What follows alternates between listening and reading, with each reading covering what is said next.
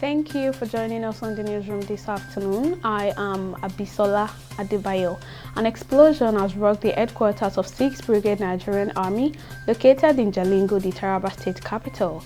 According to reports, the incident took place late Tuesday night in the backyard of the building, but no casualty was recorded. The army has so far barricaded the roads leading to and from the axis of the 6th Brigade Nigerian Army headquarters to forestall further attempts on their lives. Meanwhile, the brigade commander is yet to release an official statement about the incident.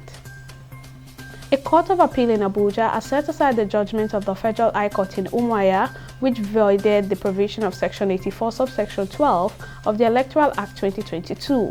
In a judgment on Wednesday, a three-member panel of the court, headed by Justice Ama Akawu Barka, held that the Federal High Court in Umuahia had no jurisdiction to have entertained the case because the plaintiff, Nduka Edede, lacked the local standing to have filed the suit in the first place. The appellate court added that the plaintiff did not establish any cause of action to have warranted his approaching the court on the issue because he did not establish that it was directly affected by the provision. The Court of Appeal thereafter struck out the suit. The National Assembly has announced that it will intervene in the lingering dispute between the federal government and the Academic Staff Union of Universities, ASU. Senate President Ahmed Lawan said this while addressing officials of the National Association of Nigerian Students who paid him a visit on Tuesday evening. NANS President Sunday Asefon, who spoke for his colleagues, lamented the disruption of academic programs across Nigerian schools. Lawan then promised that the Senate would wade in again and expressed optimism that the issues would soon be resolved. Billionaire businessman and co-founder of Microsoft, Bill Gates, says he has tested positive for COVID-19. Gates announced this on Tuesday in a post on Twitter, explaining that he is experiencing mild symptoms and following the expert's advice by isolating until he is healthy again. He says he is fortunate to be vaccinated and boosted and assured that his foundation will continue working with partners to ensure that the world does not have to deal with a pandemic again.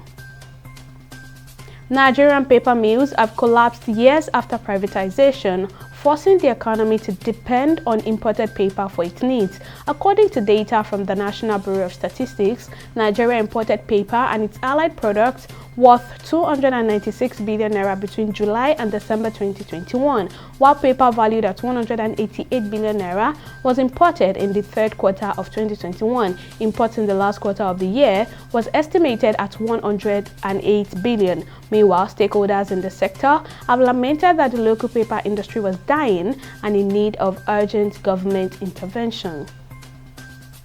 On the foreign scene, Shireen Abu Akleh, an Al Jazeera journalist, has been reportedly killed while covering an Israeli raid in the occupied West Bank town of Jenin, a Palestinian city, in the early hours of Wednesday. The 51-year-old journalist, who was born in Jerusalem, began working for Al Jazeera in 1997 and had reported on camera from across the Palestinian territories. The journalist, who was kitted in a protective press vest, was said to have been shot in the head by Israeli forces. According to a statement released by Al Jazeera, the circumstances surrounding her death is still unclear, but videos of the incident show that she was shot in the head. And in sports, Manchester City said they had reached an agreement to sign star striker Erling Haaland from Borussia Dortmund. The Norwegian international will move to the Etihad after the Premier League's champions agreed to pay his reported €60 million release clause.